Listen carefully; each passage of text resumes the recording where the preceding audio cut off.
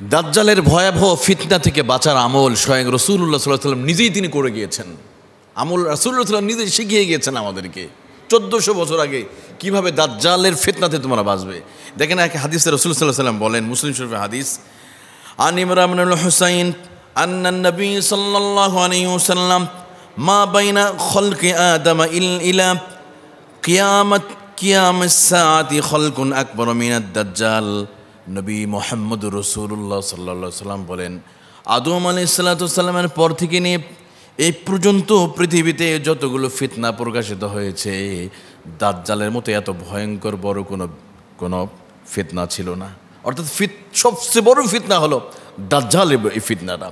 এবং প্রত্যেক নবী এবং আরেক হাদিসে রাসূল সাল্লাল্লাহু আলাইহি ওয়াসাল্লাম বলছেন, ওমা মিন্নি ইল্লা ওয়াকাদ আনসারাহু কওমা, এমন কোনো নবী রাসূল নেই আমার পূর্বে যে নবী রাসূল না তাদের কওমকে দাজ্জাল সম্পর্কে সতর্ক করে দিয়ে যায় নাই। তার মানে হলো প্রত্যেক নবী রাসূল তার উম্মতকে সতর্ক করে চলে গিয়েছে দাজ্জাল সম্পর্কে। অর্থাৎ প্রতিটা হাদিসে বলা হয়েছে, ফাকালা ইন্নী লা উনযিরুকুমুহু ওয়া মা মিন্নী নাবিয়্যুন ইল্লা ওয়াকাদ আনযারাহু কওমা, আমার পূর্বে যত নবী রাসূল এসে সবাই তাদের নিজ নিজ কওমকে সতর্ক করেছে দাজ্জাল সম্পর্কে। এই জন্য রাসূলুল্লাহ সাল্লাল্লাহু আলাইহি ওয়াসাল্লাম বলছে, আমিও তোমাদেরকে সতর্ক করছি দাজ্জালের ফিতনা সম্পর্কে। এই জন্য কিছু আমল রাসূলুল্লাহ সাল্লাল্লাহু আলাইহি ওয়াসাল্লাম শিখিয়েছেন। এক নম্বর যে আমাদের ঈমানকে, আমাদের আকীদাকে মজবুত করা, আমাদের ঈমানকে মজবুত করা, ঈমানটাকে নবায়ন করা। দ্বিতীয় নাম্বার, আল্লাহ রাসূল সাল্লাল্লাহু আলাইহি ওয়াসাল্লাম যে এই দোয়াটা শিখিয়েছে, সবচাইতে একটা দোয়া শিখিয়েছেন, আরেকটা হলো সূরাতুল কাহাফ তেলাওয়াত করা। সূরাতুল কাহাফের প্রথম 10 আয়াত অথবা শেষের দিকে 10 আয়াত, এই 10টা আয়াত প্রত্যেকটা এভরি মুসলমান সবাইকে মুখস্থ করা উচিত, বাচ্চাদেরকে মুখস্থ করা উচিত। যেমন আলহামদুলিল্লাহিল্লাযী আনজালা আলা আবদিহিল কিতাবা ওয়া লাম ইয়াজআল লাহু ইওয়াজা কাইয়িমা। সূরা কাহাফের প্রথম 10 আয়াত অথবা শেষের দিকে 10 আয়াত আল্লাহ রাসূল সাল্লাল্লাহু আলাইহি ওয়াসাল্লাম তিনি এই আমলটা আমাদের শিখিয়েছে। এটা বেশি বেশি করে পড়া। সূরা কাহাফের তেলাওয়াত যারা করবে প্রথম 10 আয়াত অথবা শেষের 10 আয়াত, তাহলে আল্লাহ সুবহানাহু ওয়া তাআলা দাজ্জালের ভয়ঙ্কর ফিতনা থেকে আল্লাহ তাকে হেফাজত করবে। তৃতীয় নাম্বার, দাজ্জালের ফিতনা থেকে বাঁচার জন্য স্বয়ং রাসূল সাল্লাল্লাহু আলাইহি ওয়াসাল্লাম 5 ওয়াক্ত নামাজের শেষে দোয়াটা করতে শিখিয়েছে রাসূল সাল্লাল্লাহু আলাইহি ওয়াসাল্লাম। দোয়াটি বুখারী, মুসলিম এবং মুত্তাফাকুন আলাইহি হাদিস এসেছে, আল্লাহুম্মা ইন্নী আউযু বিকা মিন আযাবি জাহান্নাম ওয়া মিন আযাবিল কবরি ওয়া মিন ফিতনাতিল মাহইয়া ওয়াল মামাত ওয়া মিন শাররি ফিতনাতিল মাসীহিদ দাজ্জাল। মাসীহিদ দাজ্জাল, এই দোয়াটা বারবার করে পড়া। আল্লাহুম্মা ইন্নী আউযু বিকা মিন আযাবি জাহান্নাম ওয়া মিন আযাবিল কবর ওয়া মিন ফিতনাতিল মাহইয়া ওয়াল মামাত ওয়া মিন শাররি ফিতনাতিল মাসীহিদ দাজ্জাল। হে আল্লাহ, আমি আপনার কাছে আশ্রয় চাই জাহান্নামের আযাব থেকে, কবরের আযাব থেকে, জীবন ও মৃত্যুর ফিতনা থেকে, মাসীহিদ দাজ্জালের ফিতনা থেকে। বুখারী, মুসলিমের প্রসিদ্ধ একটা হাদিস। নিয়মিত নামাজ আদায় করা। আমি হয়তো এই আলোচনাগুলো শুনছি কিন্তু নামাজই পড়ি না। ইমাম মেহেদী কবে আসবে, দাজ্জাল, এগুলো নিয়ে খুবই ব্যস্ত কিছু মানুষ, কিন্তু নামাজ নাই, ওযু নাই, গোসল নাই, রাসূলের সুন্নত আদর্শ তার ভিতর নাই।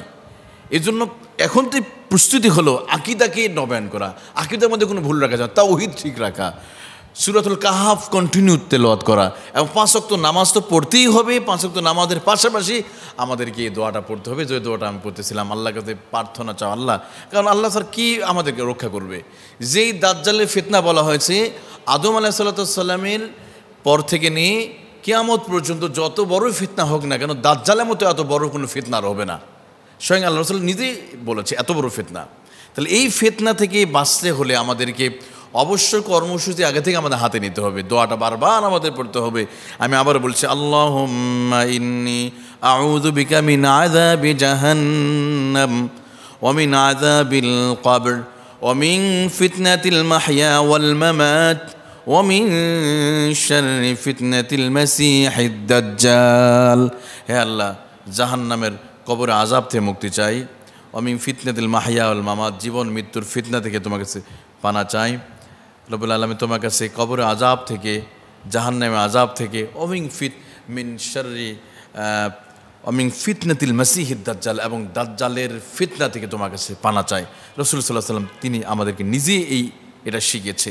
এই জন্য সম্মানিত প্রিয় আমার ভাইরা, আমরা যারা আলোচনাটা শুনছি আমার প্রত্যেকে আমাদের এই সিদ্ধান্তে আসতে হবে যে যারা আল্লাহ রাসূল নিজে সতর্ক করেছেন, প্রত্যেক নবীরা সতর্ক করে গেছে। সুতরাং এখন আপনি এলিয়েনের খবর রাখেন, আর গোটা পৃথিবীর রোবটের কি আবিষ্কার হচ্ছে, কোন ড্রোন তৈরি হচ্ছে, কোন সিনেমা মুক্তি পাবে, এগুলোর খবর আমরা রাখতে পারি। তাহলে দাজ্জালের সতর্কতা রাসূল সাল্লাল্লাহু 1400 বছর আগে বলে গেছে, তাহলে সেই বিষয়ে কি আমাদের সতর্ক হতে হবে না? আমি তো মনে করি আরও বেশি আমাদের সতর্ক হতে, আমাদের সন্তানদেরকে শেখাতে হবে।